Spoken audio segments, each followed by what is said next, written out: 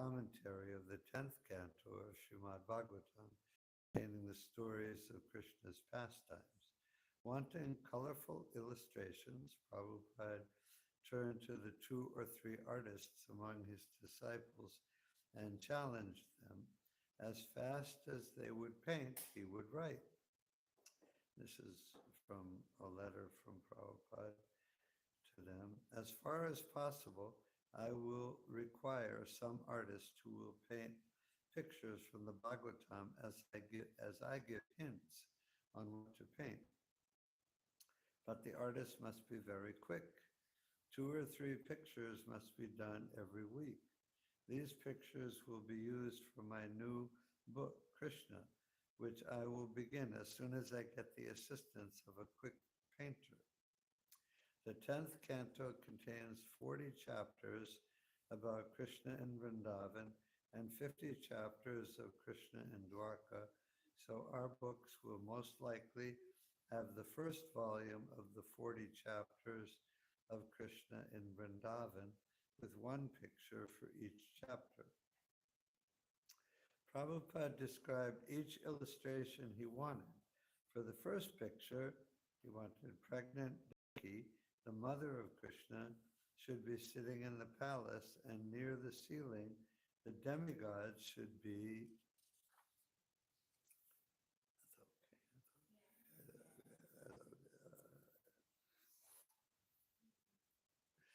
and near the ceiling, the demigod should be there surrounding her, praying for Lord Krishna's appearance. Prabhupada wanted Devaki in a different part of the palace for the second picture.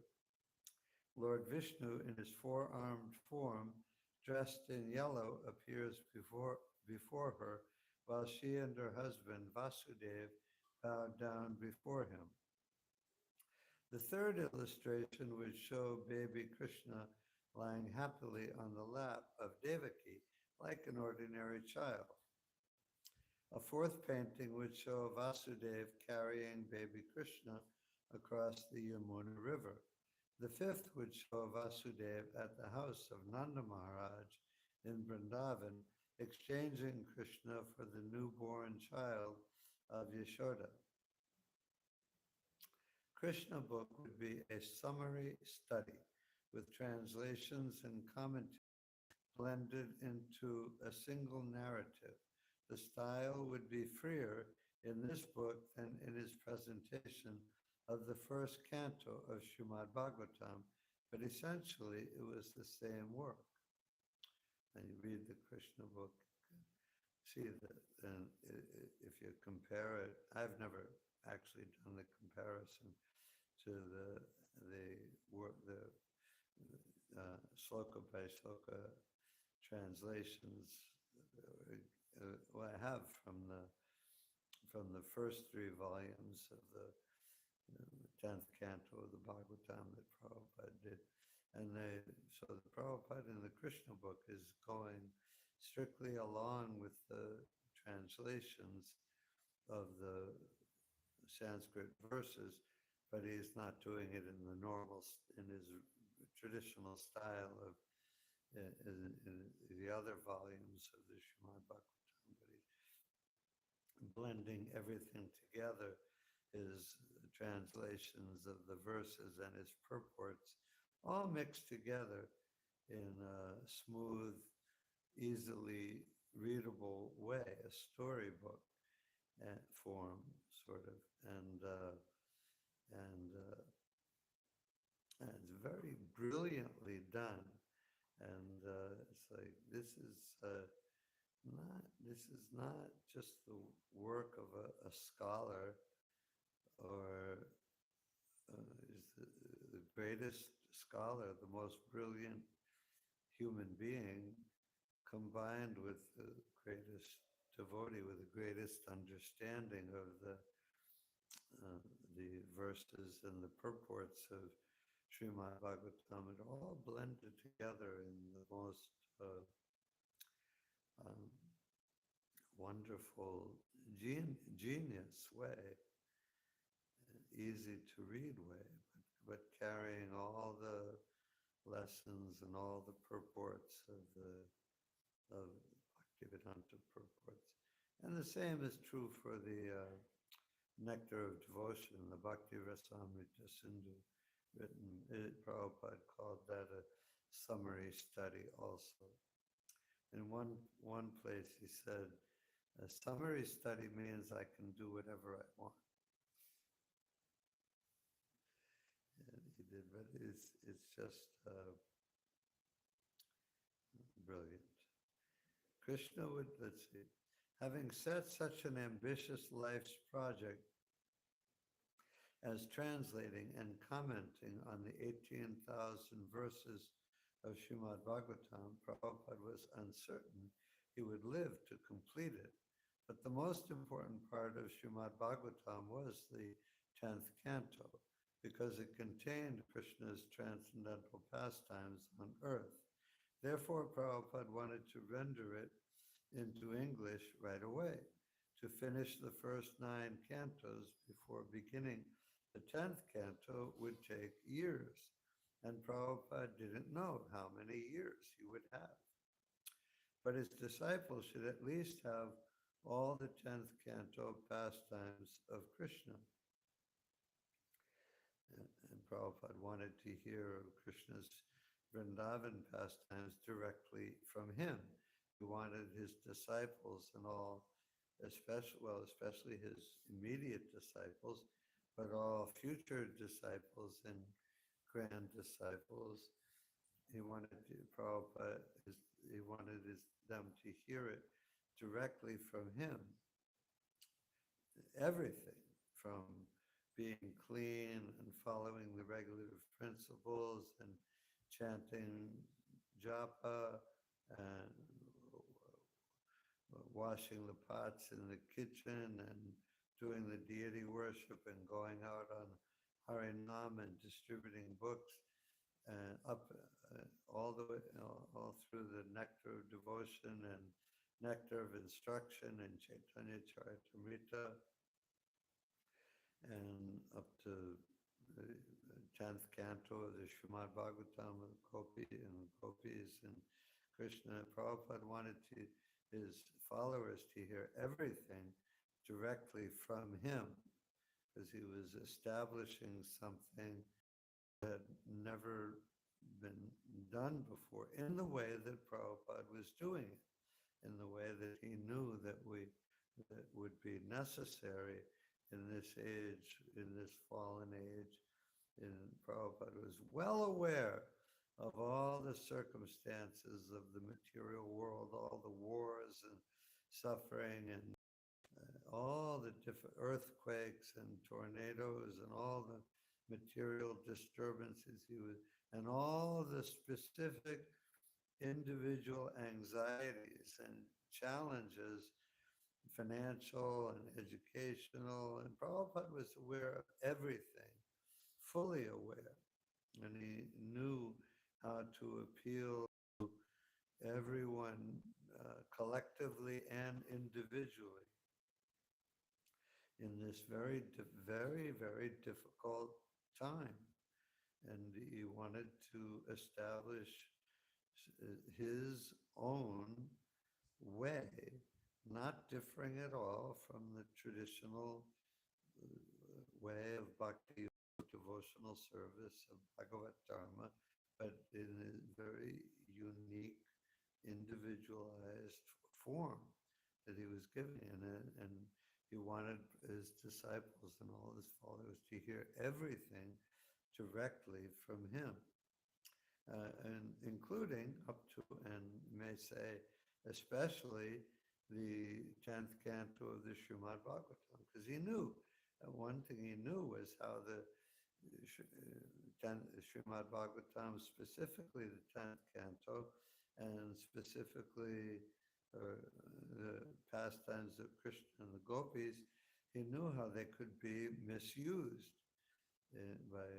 unscrupulous commentators who weren't pure devotees, who may not even be any kind of devotee at all.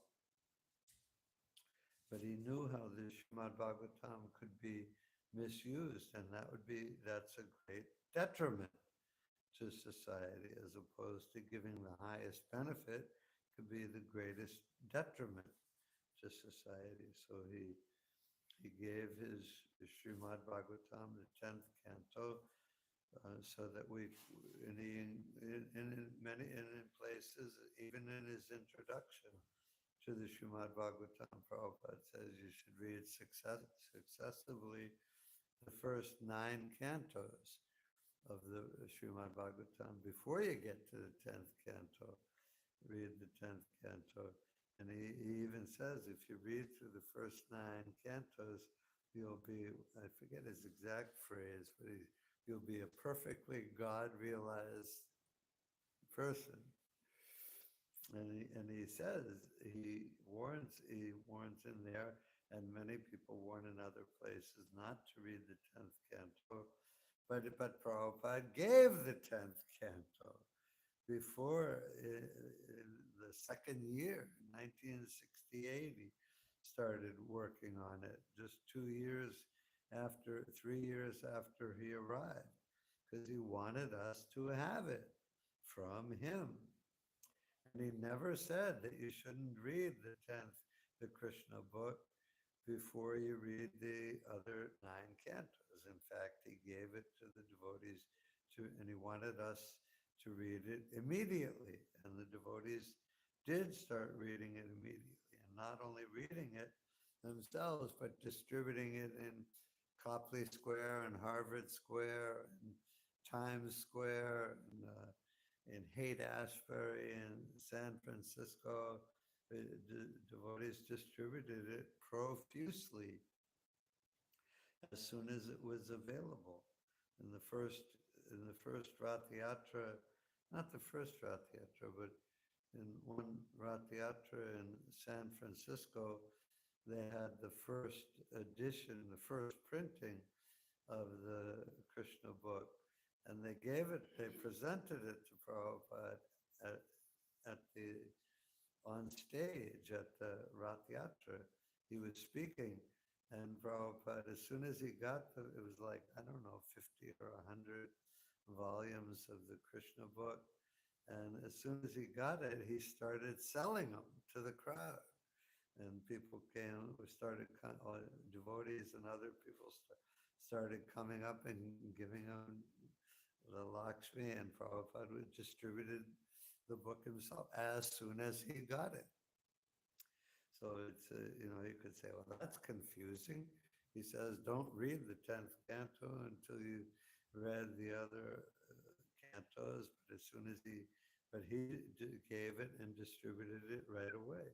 The one key thing in the 10th in the Krishna book is that Prabhupada gives all the warnings about how not to misuse it, especially all through the Krishna book, but definitely in the rasa dance, description of the rasa dance, and Krishna Prabhupada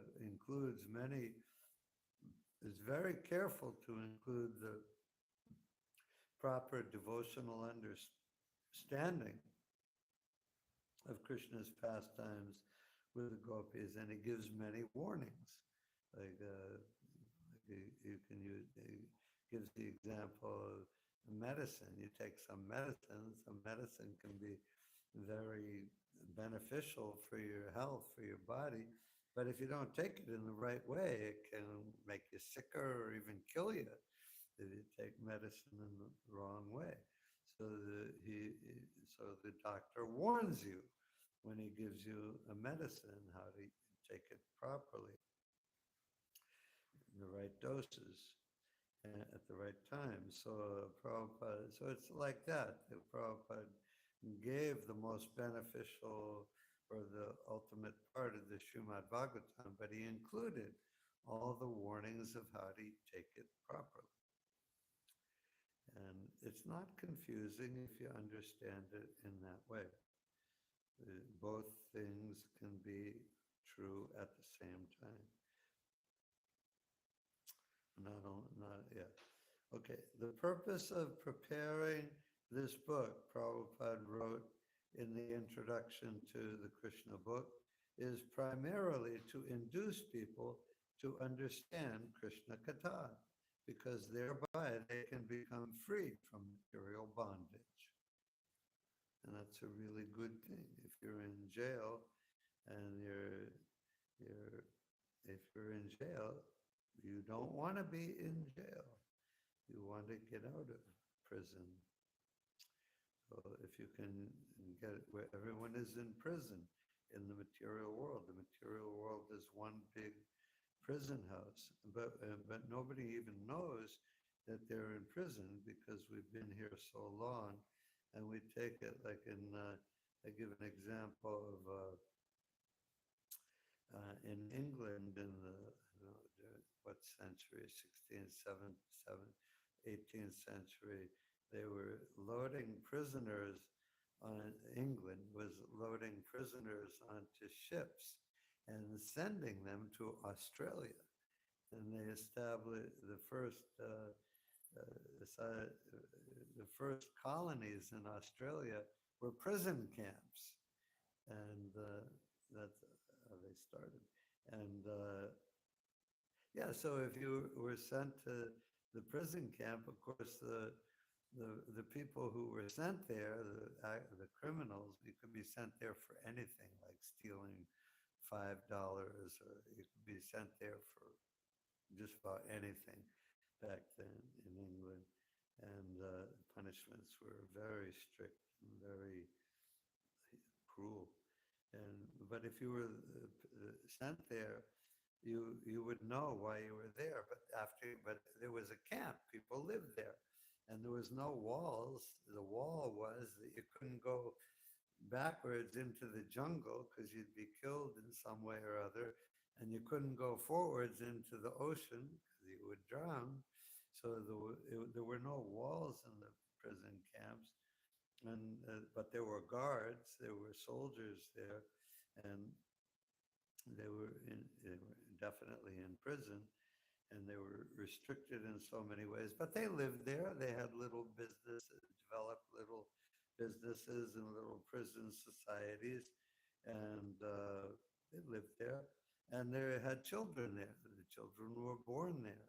So the children were born there, and they didn't know. That's all they knew, is being in prison in Australia. Or sometimes today, mothers give birth to children in prison. And that's what they know that's what the kids know from birth. All they know is prison. And so they take it as normal. And they say, oh, this is where I live. I live here. And this is where my mother lives. We live here together. So the material world is like that. It's a huge prison, but we don't know we're in prison because we know, because we hear it in disciplic succession.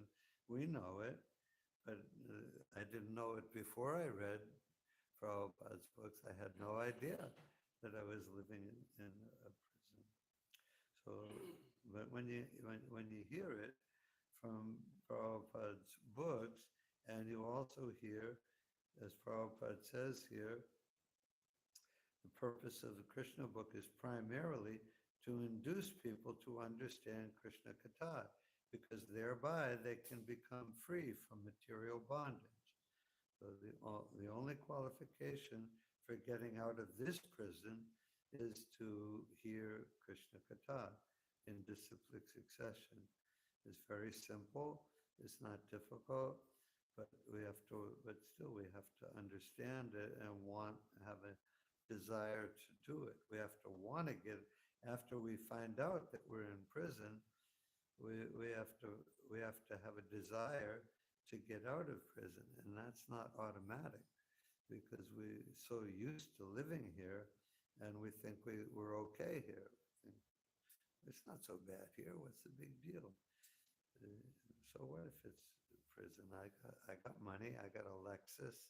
I got an apartment in the seaport in Boston, or Park Avenue in New York. I got stuff. I got it going on. Why should I want to get out? It's okay here. Pretty good. It's not that bad. So anyway, so you have to find out that it's a prison, and you have to want to get out of it too. Vyasadeva, the compiler of Srimad Bhagavatam, and Shukadev Goswami, the original speaker of Srimad Bhagavatam, had recommended Krishna Katha, hearing and speaking about Krishna, to clear the heart of all illusion. The transcendental pastimes of Krishna, the Supreme Personality of Godhead, were so powerful that simply by hearing, reading, and remembering them, a devotee would be transferred to the spiritual world. And it's really as simple as that. There's nothing complicated about Krishna consciousness. Simply by hearing, reading, and remembering the Srimad Bhagavatam, we can be transferred to the spiritual world. Prabhupada's normal working hours were in the early morning, beginning about 1 a.m., and he daily used this time for writing the Krishna book. But now he added a second intensive writing period in the afternoon and began another book, The Nectar of Devotion, a summary study of Rupa Goswami's Bhakti Rasamrita Sindhu. This work contained, in quotes from Prabhupada, the complete science of Bhakti Yoga, as taught by Lord Chaitanya to Rupa Goswami 500 years ago. And nowadays in ISKCON, there's Siddheshwar.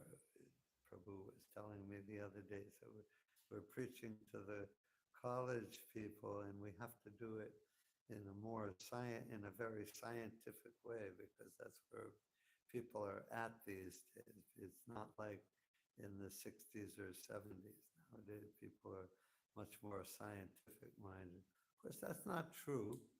That's not true. Science was really, everyone was into science back then too.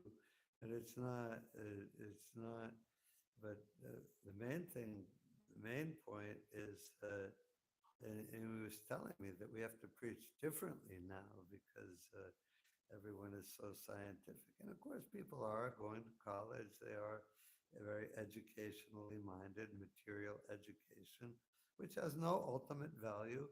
It's good for getting along in the world and making money, but there's no spiritual value in having a BA or an MA or a PhD or postdoc work or being a professor at a college. There's no spiritual value in that. It's good if you can use your intelligence to understand the science of Krishna consciousness, but aside from that, there's no particular value. But the main thing to understand, main point, is the Krishna consciousness is the ultimate science. There's no comparison between astrophysics or molecular physics or biology or medical science or any kind of, there's no comparison between any of what we consider to be admirable scientific pursuits. There's no comparison between them and the science of the Bhagavad Gita. As it is, all these other sciences are just how to get along in the material world, how to analyze the different earth, water, fire, air, ether, mind, intelligence, and false ego. But Krishna consciousness is how to understand the spiritual world, how to understand who we are in relationship to God. Krishna consciousness is the ultimate, it's the science. It's the science of God. What could be more scientific? The word science derives from the Latin word to know. But the scientists they know a few things about the material world, a few basic things about the material world, but they don't. But they don't, but their theories are changing constantly. Different aspects of the material nature, energy are becoming revealed to them more and more as time goes on, and theories change. So it's not science. Science means to know. So the person who knows everything, God knows everything. Krishna knows everything. By definition, God is omniscient, and everyone knows God is omniscient.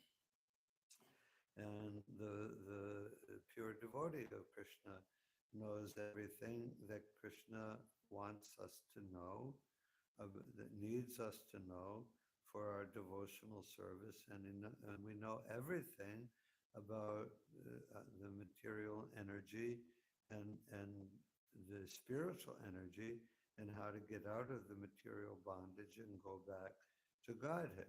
So what's the real science? The ultimate science is the science of God in the Bhagavad Gita as it is. So that's what you can learn all kinds of stuff. You can go to college. You can get all kinds of degrees. You can learn a lot of things. But those are, you can do it. You want to make money. You have a desire for understanding the material energy. You can do that. But the only essential knowledge, and there's a story, is the science of God. And there's a story that, and this will be my last thing, just a couple minutes. There's a story, of course, most of you, or maybe all of you know it. There's a story of the scholar and the boatman.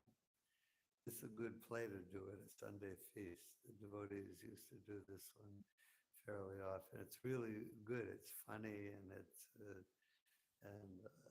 instructive.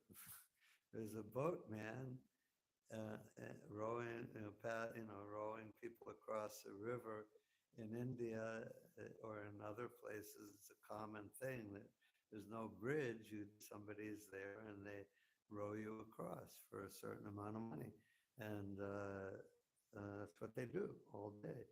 And so the great scholar, got in the boat. The boatman is rowing him across, and the scholar is a puffed up guy with 3 PhDs, and he says, my good man, my dear sir, do you know the science of physics?